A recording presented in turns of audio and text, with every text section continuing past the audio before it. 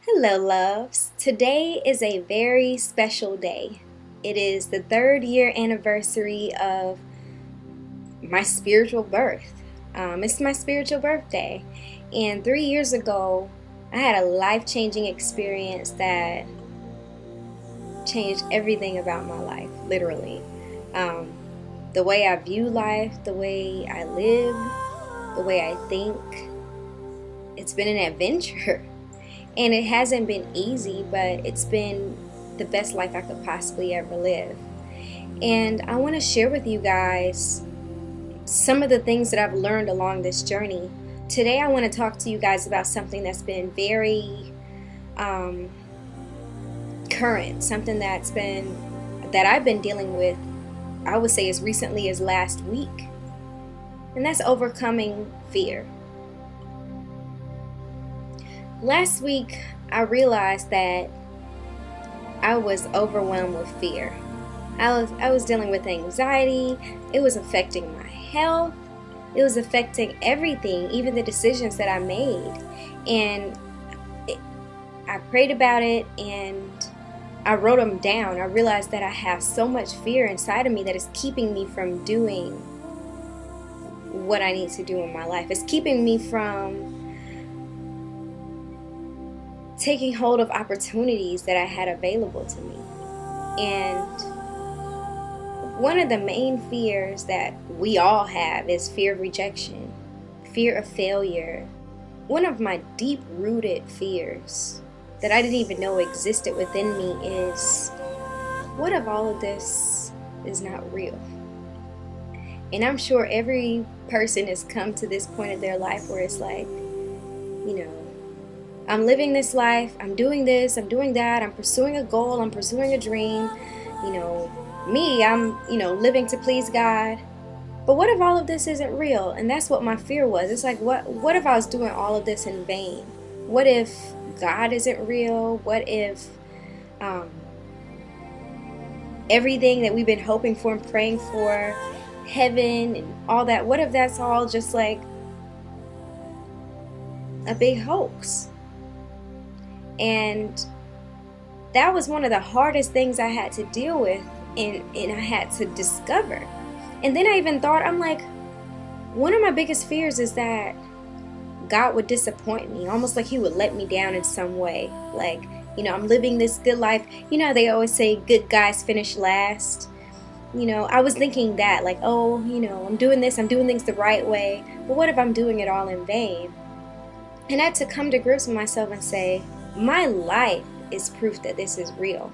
My life is the biggest proof that this is real. When I talk about proof, I'm not talking about empirical evidence or anything like that, because there's no way that science could even prove something as deep as this. Science is limited to certain boundaries and certain laws and certain theories. What I'm talking about is something that goes beyond the boundaries of science. What I'm talking about goes into the depths of love. And for my life to be completely transformed the way it was, there has to be a God. Because I tried to on my own a couple of times. I tried to stop. I'm not going to name everything, but I tried to balance my own mind and read self-help books about, how to gain confidence and how to talk to people and, how to portray love and how to be this charismatic person. And there is no way on earth that I could be the way I am right now from reading those books. This day in 2009, when my life totally transformed and all of those things I've been reading and trying to learn, it all happened in one day, in one night. And it all happened in me letting go of myself, letting go of my fears, letting go of my desires, letting go of my own dreams, my own ambitions, the way I viewed myself, what I thought about life. I let all those things go. And when I let them go, I came to this place of peace that goes beyond all understanding. It's a place of peace that It was complete silence, it was complete stillness, no worries, no regrets, just peace. And I felt love just rise up in me, no joke. Like seriously, I felt the presence of love in me, and it transformed everything about my life. And I used to, my goals in life was to be famous and to do this and to be successful. But now it's like my goal in life is to activate love. My goal in life is for people, every single person I come in contact with, to experience what I've experienced, to experience love that goes beyond reason, love that has no conditions attached to it, and tell people to experience their life to their fullest potential. And I'm not saying this because it's the right thing to say. I'm saying this because it's the truth. That's what happened in that one night. It went from me living my own selfish life and accomplishing my personal goals and all that to now it's like, I want to live my life for God, and I want to live my life to help others. That's how I know that whole irrational fear of everything being a big hoax was not true. Me is called the deceiver for a reason. He's a liar. His favorite thing to do is to tell us, 1, God isn't real. Number 2, that he isn't real. Number 3, that God is your enemy. Number 4, that God will disappoint you. When God is love, God is all good. But sometimes the things that we go through in life put a filter on the way we view our lives. And because we've experienced pain, we have a fear. We want to protect ourselves from experiencing pain again. So, number 1, we sometimes shut ourselves off to God because we're like, if God could allow this pain to happen in my life, why would I trust him?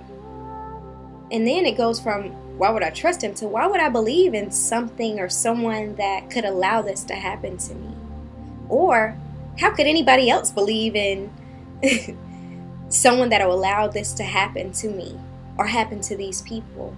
When you realize the profound, enlightening key to life that all things work together for the good, for those who love God and are called according to his purposes, then you'll realize that everything that happens in your life, good or bad, is ultimately good. That's a whole nother video when I talk about that.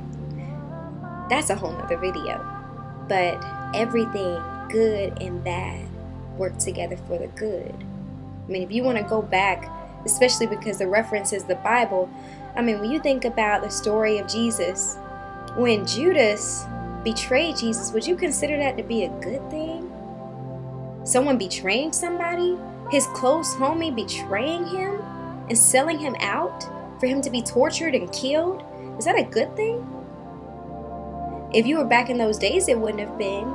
Now, since we see, hindsight, we're able to look back and say, oh, well, it all worked together because then Jesus died on the cross for our sins. If you were living during that time, you saw it happening, you would have been just like one of his homies and would have cut off somebody's ear and, fought and been mad at Judas for doing what he did. But because God sees the bigger picture, he knew that Judas was going to do that. He used it for his own good, and he set it up. God knew that Judas was going to do it, so he set everything up to go according to his plan. And that's how we have to see our lives. Even the bad things that happen in our life are all a part of a bigger picture that work towards the greater good for our own lives and for the world.